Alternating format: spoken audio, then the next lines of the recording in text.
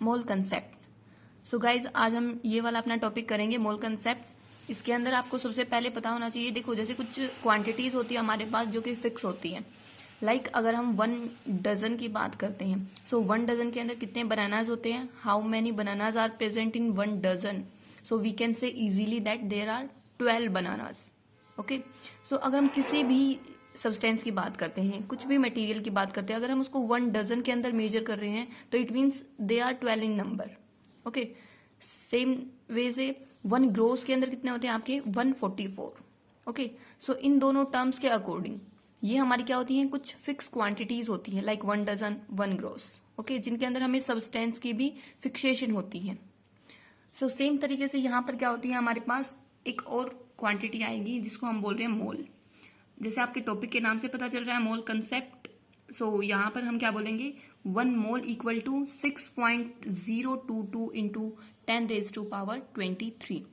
यानी कि अगर हम ये बोलें कि हमारे पास 1 मोल है तो उसके अंदर हमारे पास कितने सब्सटेंस प्रेजेंट हैं, ठीक है, कितने एटम्स प्रेजेंट हैं, कितने मोलिक्यूल्स प्रेजेंट हैं। हम यहाँ पर केमिस्ट्री का चैप्टर पढ़ रहे हैं तो ऑब्वियसली यहाँ पर हम बनानाज और ऑरेंज की बात तो करेंगे नहीं। सो हम यहाँ पर क्या करेंगे, 1 mole equal to 6.022 into 10⁻23 atoms. Okay, 1 mole के अंदर आपके इतने एटम्स प्रेजेंट होते हैं। अब इसको आगे देखो, अगर हम एक एग्जाम्पल में लेकर देखते हैं तो अगर हम जैसे हमने अपनी टेबल याद की थी 20 तक, आपने एलिमेंट याद किए थे, हाइड्रोजन, हीलियम, लिथियम, कैल्शियम तक ऐसे याद किए थे ना 20 तक। सो इस तरीके से अगर हम इसके अंदर बात करते हैं 1 मोल ऑफ हाइड्रोजन, अगर हम 1 मोल ऑफ हाइड्रोजन की बात करते हैं तो 1 मोल ऑफ हाइड्रोजन का मास कितना होता है आपका 1 ग्राम।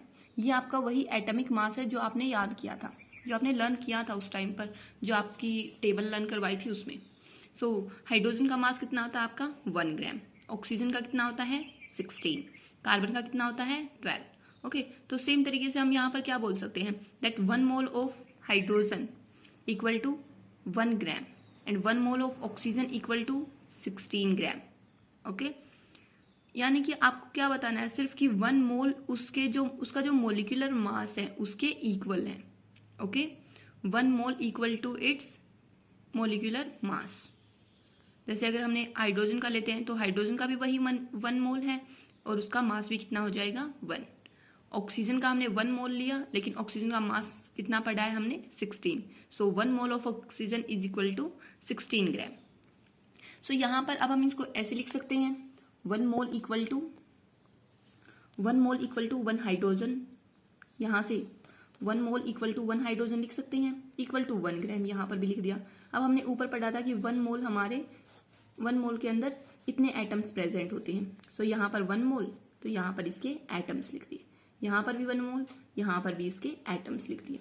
सो हम कोई भी एलिमेंट ले सकते हैं, लेकिन उसका अगर हम 1 मोल कंसीडर करते हैं, अगर हम उसका 1 मोल कंसीडर करते हैं, सो उसके अंदर जो हमारे पार्टिकल्स होंगे वो सिर्फ इतने ही प्रेजेंट होंगे, 6.022 इंटू 10⁻23। ओके, सो इस तरीके से आप लिख सकते हो। सेम तरीके से आप लिख सकते हो, जैसे 1 मोल इक्वल टू 1 कार्बन लिख सकते हो। कार्बन का कितना मास होता है आपका 12 ग्राम। 12 ग्राम किसके इक्वल हो जाएगा 6.022 इंटू 10⁻23। अब जैसे आप मैथ्स में करते हो, आप इस तरीके से लिख सकते हो इस वाली इक्वेशन को, दैट 6। यहाँ पर हमने ऑक्सीजन का एग्जाम्पल लेके चले हम, यहाँ पर देखो ऑक्सीजन का कितना था आपका 16।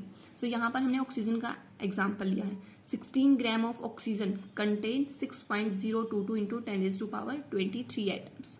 ऐसे लिख सकते हैं ना हम कि 16 ग्राम के अंदर कितने नंबर ऑफ पार्टिकल्स प्रेजेंट है हमारे 6.022 इंटू 10⁻23। ओके, अब सेम तरीके से आपके इस चैप्टर के अंदर आपके 2 और फॉर्मूलेज आते हैं। सो सबसे पहला है आपका small n equal to small m by capital M। एक और आता है आपका small n equal to capital N by n nought, इसको हम क्या बोल रहे हैं n नोट।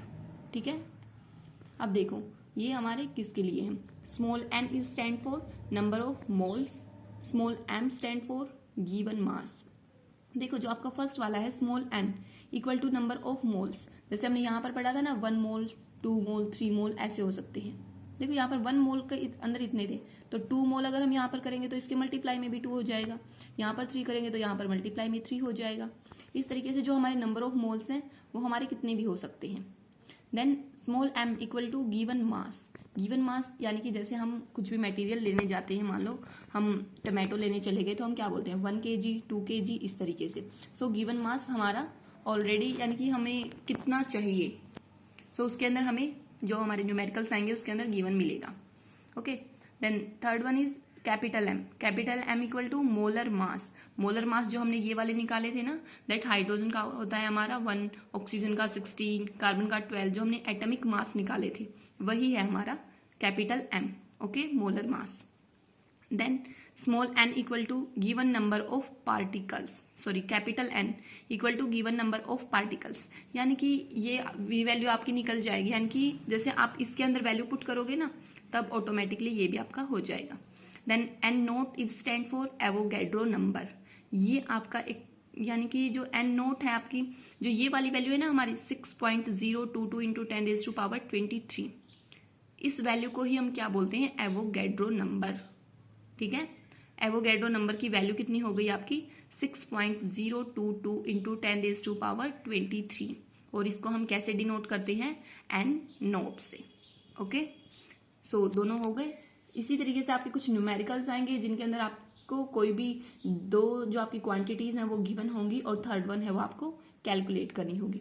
सो चलो कुछ न्यूमेरिकल्स करके देखते हैं इस बेस पर। सो चलो इस बेस पर हमारा फर्स्ट न्यूमेरिकल है calculate the number of moles 452 grams of helium. अब देखो इसके अंदर हम कैसे कैलकुलेट करेंगे, जैसे आपने न्यूमेरिकल पढ़ा था, सबसे पहले तो आपको स्टेटमेंट के अकॉर्डिंग क्या पता होना चाहिए कि हमें फॉर्मूला कौन सा अप्लाई करना है, क्योंकि हमारे पास यहाँ पर 2 फॉर्मूला से, सो इनमें से कौन सा एप्लीकेबल होगा किस न्यूमेरिकल के लिए।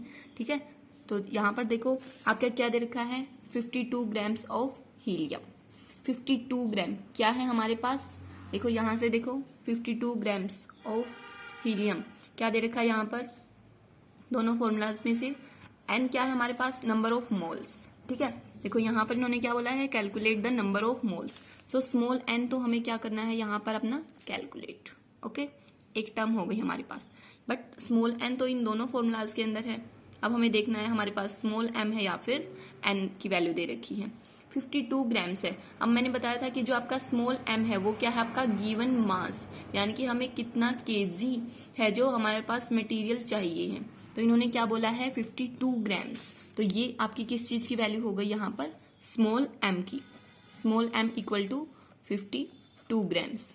ठीक है, अब यहाँ पर हम डायरेक्ट बता सकते हैं कि कौन सा फॉर्मूला अप्लाई होगा, पहले वाला small N equal to M by capital M.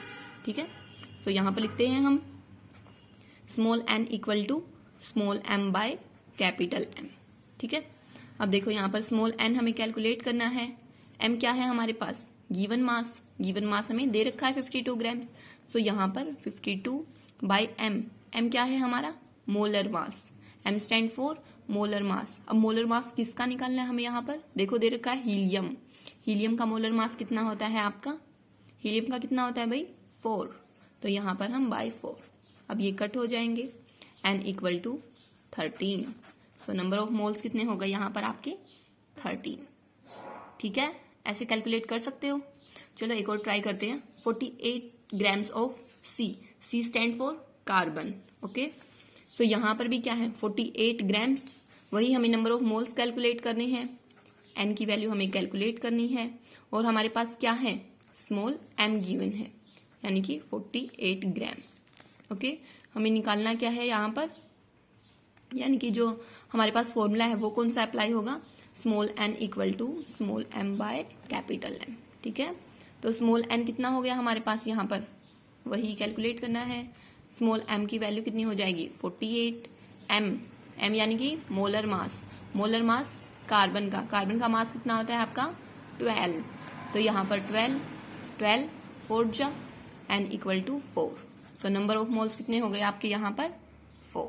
ठीक है, सो अब देखो ये जैसे हमने अब ये वाला एक फॉर्मूला है वो तो हमने यूज कर लिया, बट ये हमने डायरेक्ट यूज किया है, यानी कि हमारे पास यहाँ पर एन है, ये वाले हमें दोनों दे रखे हैं, यहाँ से हम एन कैलकुलेट कर सकते हैं बहुत ही इजीली। बट अब थोड़ा सा हमें क्या करना है, इस फॉर्मूले को थोड़ा शफल करना है, जैसे आप मैथ्स में करते हो ना, जैसे मान लो ये वाला स्मॉल एम है, अगर हमें ये कैलकुलेट करना है तो हम इस कैपिटल एम को उस साइड भेज देंगे। ठीक है, तो इस तरीके से हमें क्या करना है, थोड़ा सा इस फॉर्मूले को शफल वे में करना है और उस बेस पर हम कुछ न्यूमेरिकल्स करेंगे, ठीक है। सो देखो, जो आपका पेज नंबर 42 के ऊपर एक एग्जाम्पल दे रखा है 3.4 एग्जाम्पल, उसके अंदर आपको क्या कैलकुलेट करना है, calculate the mass of the followings, यानी कि आपको क्या करना है, मास, कैलकुलेट द मास। अब हम मास को कैसे डिनोट कर रहे थे, कहां से डिनोट कर रहे थे, स्मॉल m से कर रहे थे ना। इट मीन्स हमें स्मॉल m की वैल्यू कैलकुलेट करनी है, ठीक है, स्मॉल m की वैल्यू कैलकुलेट करनी है। अब देखो, इसकी हम वैल्यू कैलकुलेट कैसे करेंगे, हमें कुछ ना कुछ तो गिवन होगा। अब देखो, फर्स्ट पार्ट में इसमें क्या दे रखा है, 0.5 mole of N2 gas, 0.5 moles, यानी कि जो नंबर ऑफ मोल्स हैं हमारे पास वो कितने दे रखे इन्होंने, 0.5, ठीक है, 0.5। अब यहां से देखो, नंबर ऑफ मोल्स को हम कैसे डिनोट करते हैं, स्मॉल n से, यहां से स्मॉल n से क्या था ना, number of moles. So number of moles को हम स्मॉल n से डिनोट कर देंगे 0.5। किस चीज का दिया अब इन्होंने, N2 मोलिक्यूल का, N2, N क्या है हमारे पास, N किस लिए है, N स्टैंड फॉर नाइट्रोजन, ठीक है, N2 गैस। अब यहां पर देखो, अब वही हमारे पास तीनों हैं, फॉर्मूला पुट करो जल्दी से, n equal to small m by capital M, ये लिखते हैं हम। अब की बार हमें क्या कैलकुलेट करना है, calculate the mass, small m, अब की बार हमें ये कैलकुलेट करना है। सो हम इसको उस साइड भेज देंगे तो क्या हो जाएगी हमारे पास, n इक्वल टू m, ठीक है, इक्वल टू स्मॉल m, ठीक है, ये हो जाएगा। तो यहाँ पर वैल्यू पुट करो, चलो जल्दी जल्दी। चलिए यहाँ पर एक बार नीचे फॉर्मूला लिख लेते हैं दोबारा से, ये वाला ही, ठीक है, small m equal to small n into capital M। Small n की वैल्यू बताओ ऊपर से जल्दी से, स्मॉल n की वैल्यू 0.5 इंटू m, m किसके लिए निकालना है हमें, मोलिकुलर मास किसके लिए निकालना है, नाइट्रोजन के लिए। और एक नाइट्रोजन का मास कितना होता है आपका, 14 होता है ना, 14, और यहाँ पर कितने हैं, 2, तो इसको 2 से मल्टीप्लाई कर देंगे, 14 2 जा 28, यहाँ पर मल्टीप्लाई में 28 कर दो, ठीक है। अब देखो 5 8 जा 40, 4 कैरी हो गया, 5 2 जा 10 और 4 40, ठीक है, यहाँ पर पॉइंट, ये आपका क्या आ गया, मास। और ये मास आपका किस में आएगा, यहाँ पर ग्राम्स के अंदर, ठीक है, हो जाएगा। ऐसे आपको क्या करना है, सिर्फ जो फॉर्मूला है वो थोड़ा सा शफल करना है, यानी कि वही आपके पास दो चीजें गिवन होंगी और थर्ड वन आपको कैलकुलेट करनी होगी। बट अब वो आपको देखना है कि कौन सी आपको दो गिवन है और थर्ड कौन सी हमें कैलकुलेट करनी है, उसके अकॉर्डिंग आप क्या करोगे, फॉर्मूला को शफल कर दोगे, ठीक है। और यहाँ पर आपके जो मोलर मास है, यानी कि जो आपने टेबल लर्न की थी वहां से एटॉमिक मास लर्न किए थे ना, वो वाले आपके यहाँ पर यूज होंगे, ठीक है। तो सेम तरीके से अगर हम देखो, इसका सेकंड पार्ट है इसी के अंदर, जो आपका 3.4 एग्जाम्पल है, इसके अंदर ही देखो, इसके अंदर आपका क्या दे रखा है, फोर्थ वाले के अंदर 3.4 के अंदर, सॉरी, जो सेकंड पार्ट है, 0.5 मोल ऑफ n, सिर्फ क्या दे रखा है, 0.5 मोल्स हैं, ठीक है। लेकिन किसके दे रखे अब की बार, n, यहां पर क्या था आपका N2, यानी कि अब की बार सिर्फ ये मल्टीप्लाई नहीं करेंगे हम, तो कितना हो जाएगा हमारे पास, 0.5 इंटू 14, कितना हो गया, 7.0 ग्राम, ठीक है। ऐसे कैलकुलेट कर सकते हो ना। सो ये वाले न्यूमेरिकल्स आप जो बाकी बच गए हैं वो खुद प्रैक्टिस करोगे, और जो इन टेक्स्ट क्वेश्चन के अंदर दे रखे हैं वो आप कैलकुलेट करके देखोगे। सो अब हमने एक फॉर्मूला है वो तो अप्लाई कर लिया है। अब हम जो हमने सेकंड फॉर्मूला पढ़ा था, सेकंड फॉर्मूला क्या था हमारे पास, small n equal to capital N by n not, okay, ये वाला फॉर्मूला था हमारे पास। अब हमें देखना है कि ये कैसे अप्लाई करना है।